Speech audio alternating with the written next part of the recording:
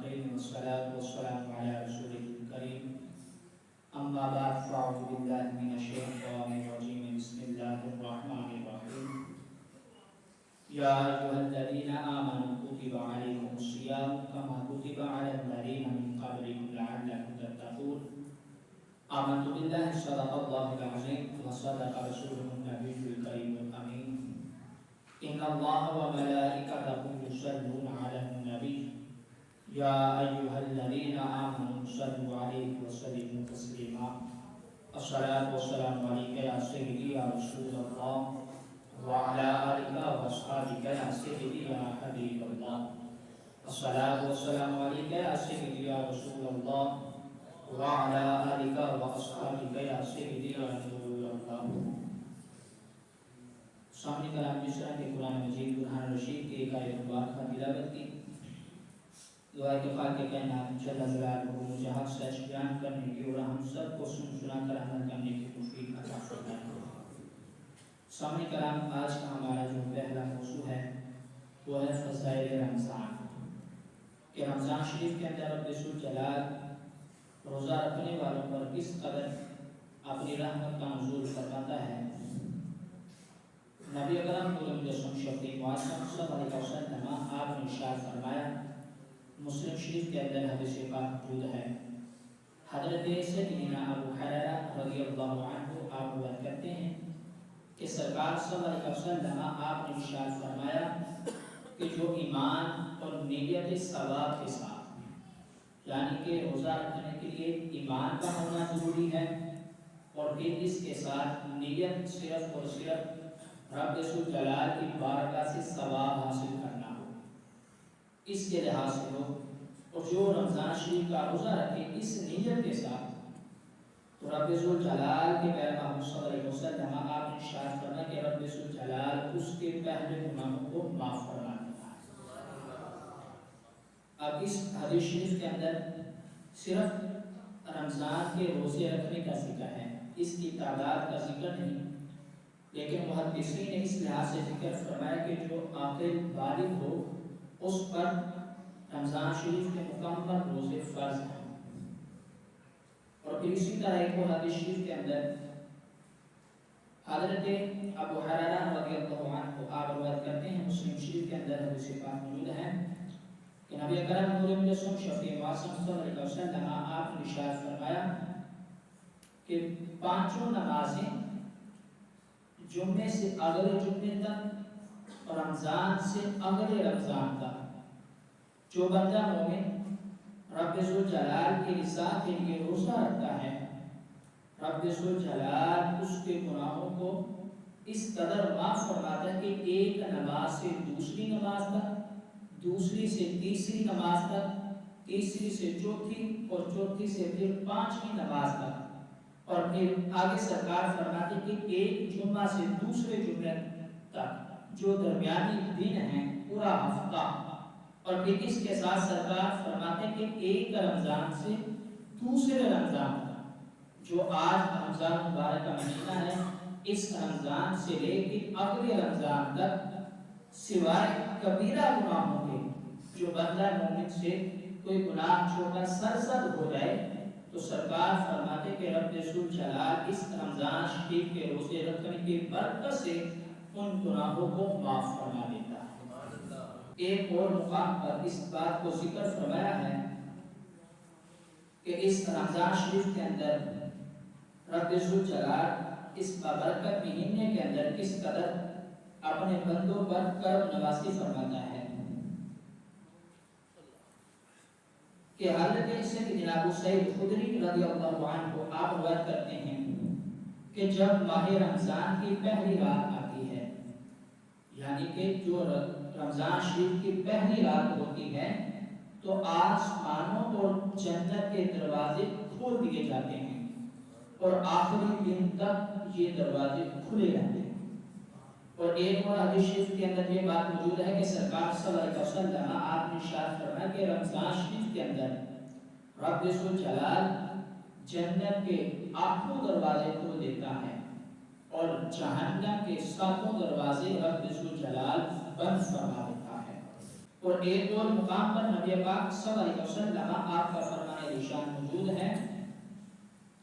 کہ سرکار فرماتے ہیں کنز الامار کے اندر یہ حدیث پاک موجود ہے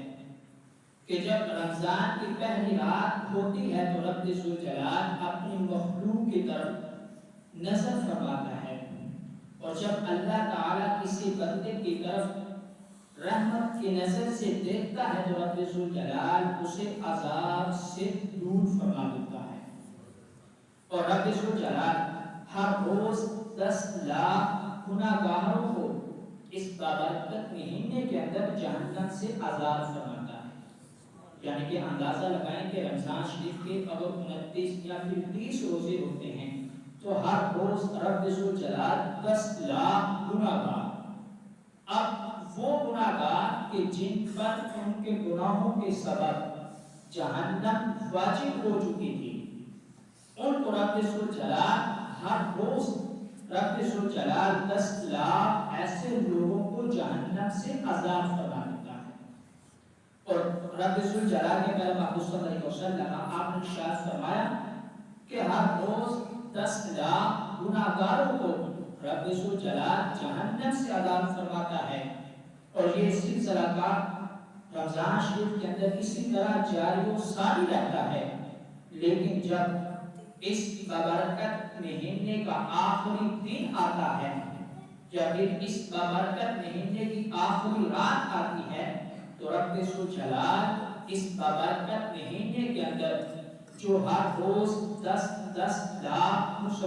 لوگوں کو جہنم سے آزاد فرماتا رہا، ان کی تعداد کے برابر آخری دن میں رب ذوالجلال اتنے لوگوں کو اور جہنم سے آزاد فرما دیتا ہے۔ تو سامنے کرام اس قدر اس بابرکت مہینے کے اندر رب ذوالجلال کرم نوازی فرماتا ہے، اور آگے سرکار صلی اللہ علیہ وسلم آپ نے ارشاد فرمایا کہ جب عید الفطر کی رات آتی ہے ملائکہ ایک دوسرے کو خوشخبری دیتے ہیں، یعنی کہ جسے ہم چاند رات کہتے ہیں۔ اب ملائکہ ایک دوسرے کو خوشخبری دیتے ہیں اور اللہ تعالیٰ اپنے نور کی خاص تجلی فرماتا ہے، اور رب ذوالجلال فرشتوں سے فرماتا ہے اے ملائکہ اس مزدور کا کیا بدلہ ہونا چاہیے، یعنی کہ ہماری حیثیت رب کی بارگاہ میں ایک مزدور کی مانند ہے کہ جو ایک محنت مزدوری کرنے والا بندہ سارا دن محنت مزدوری کرتا ہے اور رات کے وقت اس کو اس کا مالک اجر دیتا ہے، اس کے محنت کے بدلے میں اسے پیسے دیتا ہے۔ اب اس لحاظ سے رب ذوالجلال فرشتوں کو فرماتا ہے فرشتوں میرے اس بندے کے عمل کے بدلے میں اس کے ساتھ کیا کرنا چاہیے،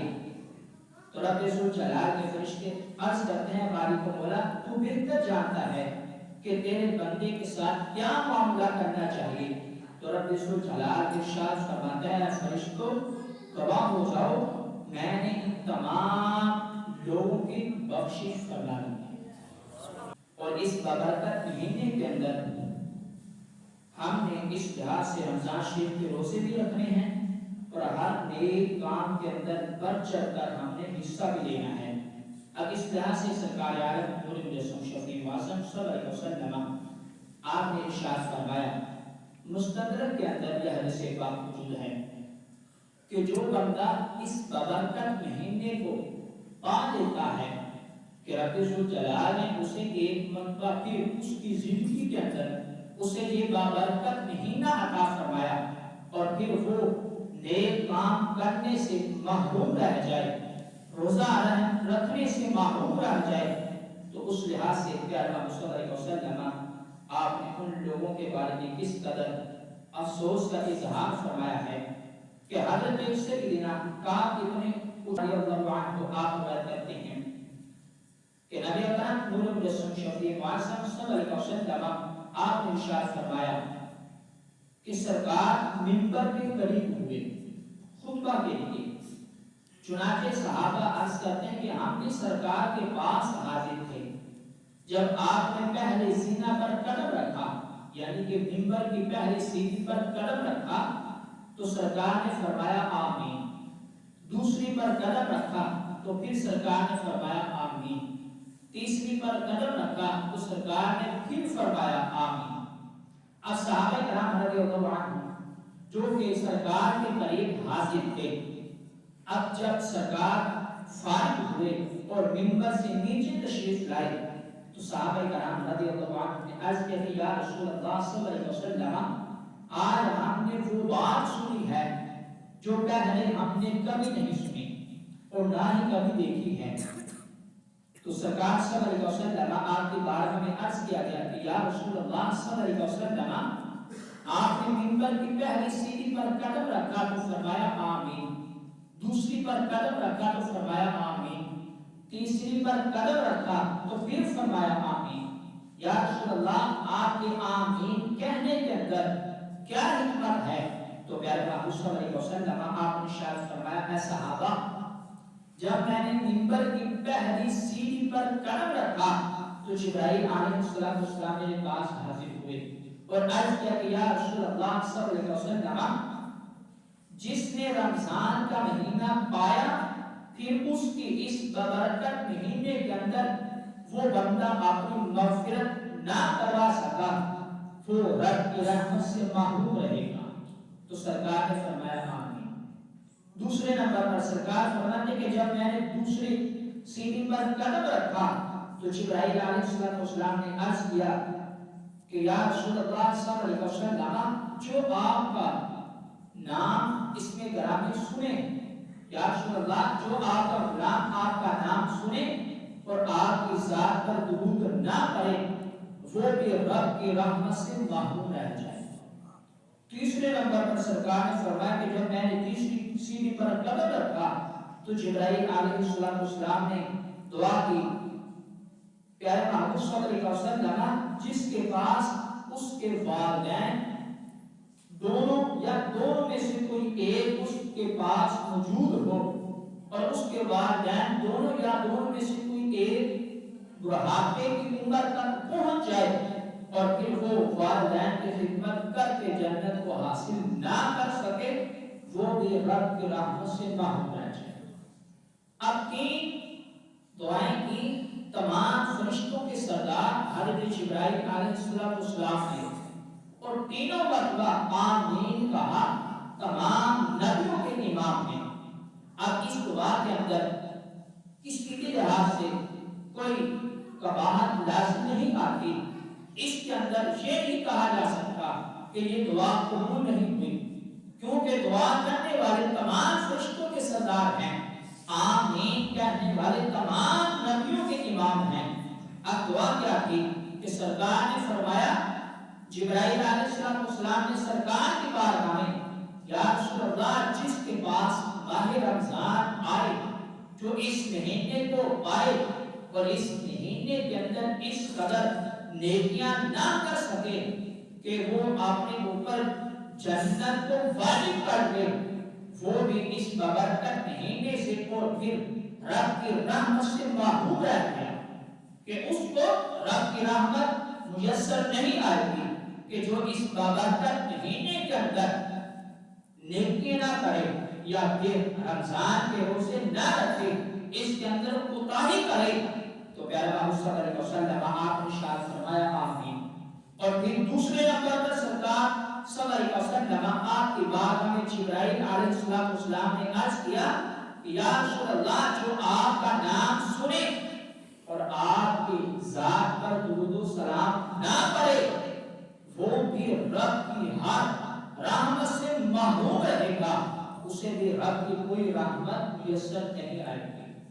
اور تیسرے نمبر پر والدین کی عظمت اور شان کو بیان کرتے ہوئے جبرائیل علیہ السلام نے رب ذوالجلال کے پیارے محبوب صلی اللہ علیہ وسلم آپ کی بارگاہ میں دعا کی، اے پیارے محبوب صلی اللہ علیہ وسلم، جو بندہ اپنے والدین کی خدمت نہ کرے وہ بھی رب کی رحمت سے محروم رہے۔ تو سامنے کرام اس لحاظ سے اندازہ لگایا جا سکتا ہے۔ اور ایک بالخصوص احادیث شریف کا جو والدین کی عظمت و شان کے لحاظ سے ذخیرہ ہے،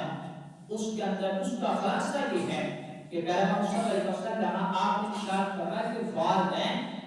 انسان کے لیے جنت بھی ہے اور وہی والدین انسان کے لیے جہنم کا باعث بھی ہے۔ اگر تم والدین کی خدمت کرو گے اور ان کے سامنے اف تک نہ کہو گے تو رب ذوالجلال تمہیں جنت عطا فرمائے گا۔ اگر تم والدین کی خدمت نہ کرو گے اور پھر والدین کے سامنے اگر جاؤ گے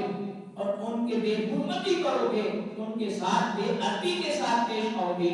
تو والدین کے ساتھ یہ سلوک کرنے کی وجہ سے جہنم میں جواب دے گا۔ لہذا والدین کی خدمت کرو تاکہ رب ذوالجلال بھی راضی ہو اور رب کا محبوب بھی راضی ہو۔ اگر والدین کو ناراض کرو گے تو والدین انسان کے لیے جہنم کا باعث بن جائیں گے۔ تو سامنے کرام دعا ہے کہ خالق کائنات جل جلالہ ہمیں رمضان شریف کے اس بابرکت مہینہ کے اندر زیادہ سے زیادہ نیک کاموں کے اندر بڑھ چڑھ کر حصہ لینے کی توفیق عطا